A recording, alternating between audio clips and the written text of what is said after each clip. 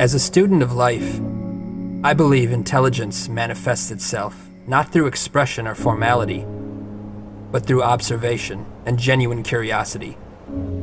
Observing nature is always an awe-inspiring spiritual experience for me. I could sit and watch waves crash for hours. The ocean in particular reminds me how incredibly fascinating our planet is and how little we know, despite what we think we know. There's nothing more humbling than being face to face with something so much bigger than yourself.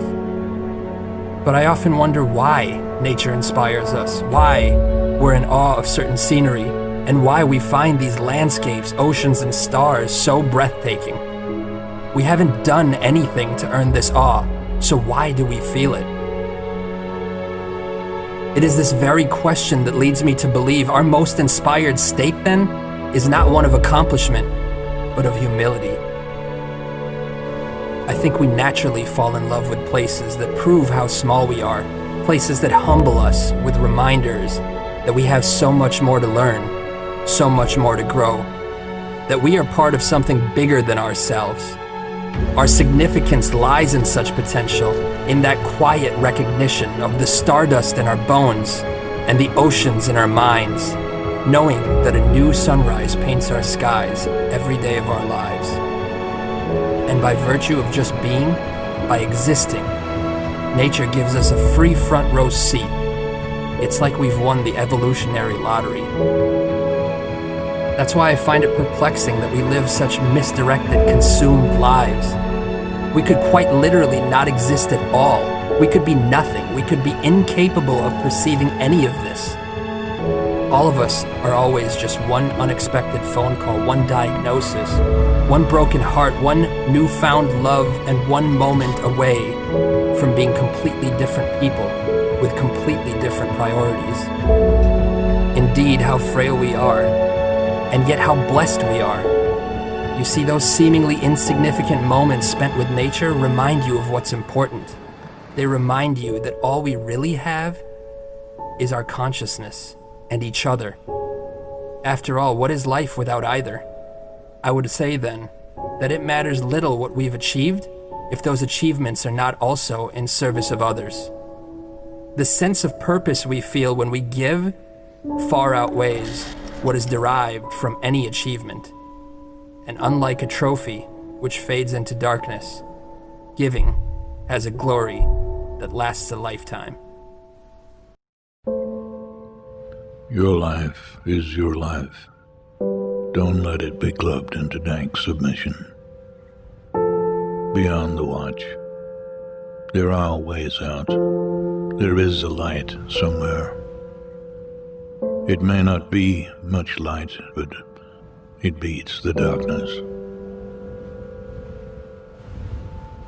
Beyond the watch, the gods will offer you chances. Know them. Take them. He can't beat death, but he can beat death in life, sometimes. And the more often you learn to do it, the more light there will be. Your life is your life. Know it while you have it. You are marvelous. The gods wait to delight in you.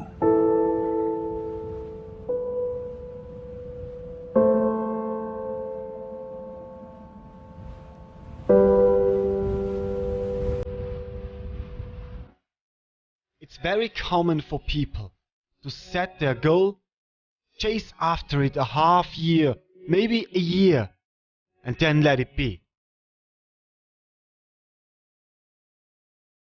Because they face some struggle, because they face some obstacle, because they realize it's not as easy as it seems to be in the start, in the beginning. So they give up their goal, their dream.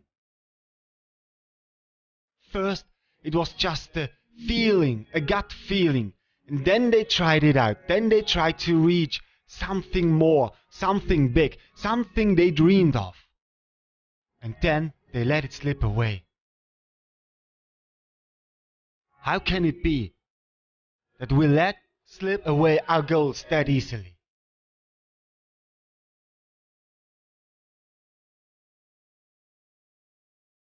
You have to be clear about what you want. You have to be so clear that no doubt, no failure, nothing outside of yourself and inside of yourself will ever change your goal. Think about it as long as you have to, but as soon as you've set your goal, don't change it any longer, as long as you don't have reached it. Only change your goal at the peak of your performance. You're only allowed to change your desired wishes, your dreams, if you have reached them. Then you can adjust the end goal. Then you can set out for higher targets. Then you can go to change your mind again. But never stop halfway there, just because it's hard, just because you don't believe in it anymore, and just because people are saying that you'll never reach it. Do whatever it's necessary to reach your goal. Be clear about what you want, because without clarity, without knowing exactly where you want to go, you can never reach it. It's the same as I'll give you a map and tell you to go somewhere. You will never reach a destination that is worthwhile walking all the way.